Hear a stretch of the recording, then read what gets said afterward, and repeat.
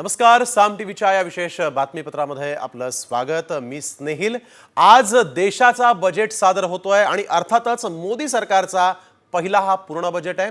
त्यामुळे सगळ्या करदात्यांचं अखंड भारताचं आज या बजेटकडे लक्ष लागलेलं आहे आणि याच बजेटवर चर्चा करण्यासाठी आपल्या सोबत आज मान्यवर देखील आहेत।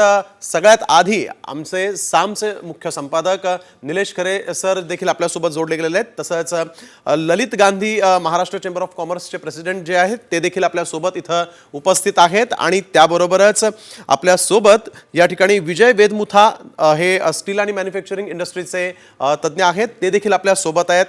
अजित जोशी सर यावेळेस माझ्या सोबत या ठिकाणी आहेत, जे सीए आहेत आणि आज बजेटवर ते आपल्या सोबत या सगळ्या आपल्या प्रेक्षकांना मार्गदर्शन करणार आहेत। त्याचबरोबर शिल्पा जैन मॅडम ज्या आहेत त्या देखील या ठिकाणी आपल्या स्टुडिओमध्ये आपल्या सोबत आहेत।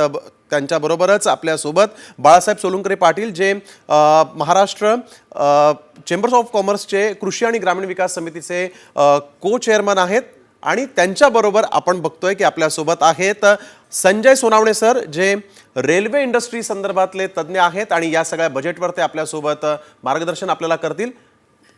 त्याच बरोबर आपल्या सोबत पुण्याहून अभय टिळक सर जे अर्थविश्लेषक ते देखील जोडले गेलेले आहेत, तर ठाण्याहून अजय बाळिंबे सर जे आहेत ते देखील या संपूर्ण चर्चासत्रामध्ये आपल्या करदात्यांना अर्थातच प्रेक्षकांना देखील मार्गदर्शन करणार आहेत। आणि मी सूत्र सोपवतो आमचे मुख्य संपादक निलेश खरे यांच्याकडे।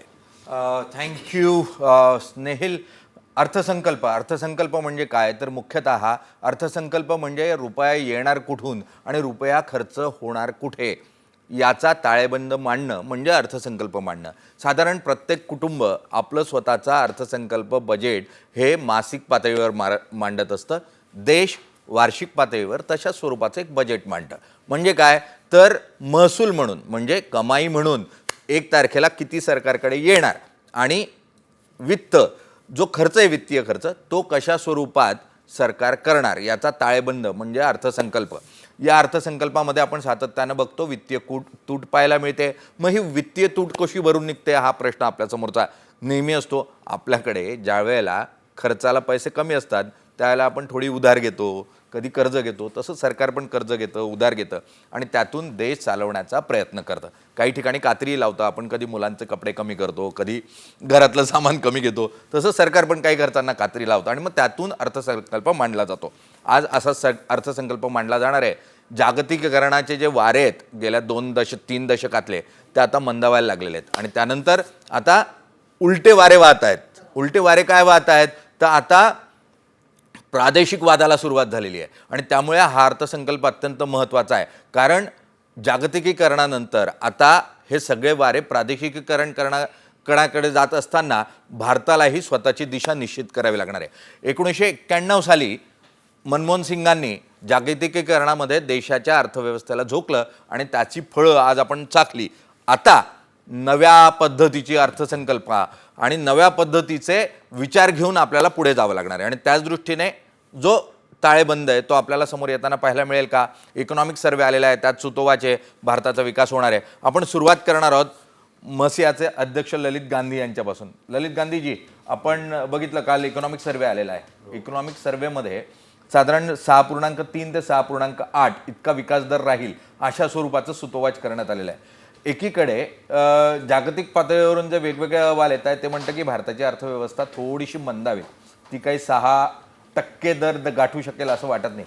तुम्ही उद्योजक म्हणून कसं बघता, वाटतंय की एवढा विकास दर गाठताय? आम्हाला अपेक्षा आहे एवढा विकास दर गाठला जाईल, कारण हा कन्झ्युमिंग कंट्री आहे, जगातली वेगानं विकसित होत असलेली अर्थव्यवस्था आहे आणि आमचं स्वतःचंच कन्झम्पशन इतकं मोठं असल्यामुळं आमच्या अर्थव्यवस्थेला या स्पीडनं पुढं जायला कोणती अडचण येईल असं आम्हाला वाटत नाही आणि सरकारची धोरणं त्या दृष्टीनं पडतायत किंवा सरकार धोरणं त्या दृष्टीनं करत आहेत।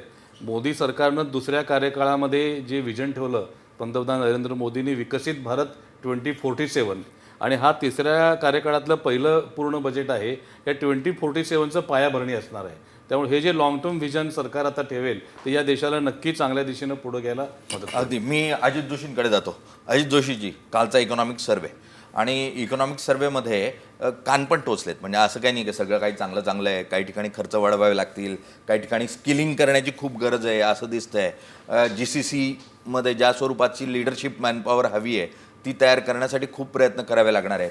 आणि काही म्हणजे नियम पण घालून घ्यावे लागणार आहेत स्वतःला.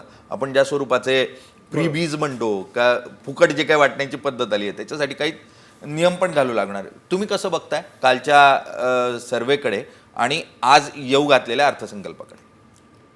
कालच्या सर्वेचं जर वर्णन करायचं तर मी असं म्हणेन की मीमांसा आणि आशावाद. बरं.